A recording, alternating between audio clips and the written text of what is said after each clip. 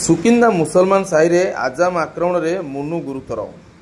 सुकिंदा थाना अंतर्गत मुसलमान साहिरे आजाम आक्रमण में मुनु गुरुतर।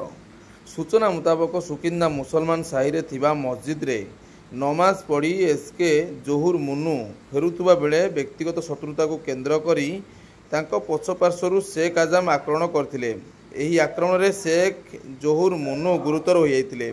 तांकु तांकर परिवार वर्गों सहायतार तुरंत उद्धार करा जाई स्थानीय स्वास्थ्य केन्द्र में भर्ती करा जाई प्राथमिक चिकित्सा करा जिवा परे तांकर स्वास्थ्य अवस्था गुरुतर हेबारु तांकु शुक्रवार संध्या 6 घटिका समय कटक स्थानांतरित कराइछि। एने एसके जोहुर मुनुको परिवार पक्षरु सुकिंदा थाना रे लिखित अभियोग कराइछि। सुकिंदा पुलिस लिखित अभियोग को भित्ति करी घटनार तदंत आरंभ करछि पुलिस।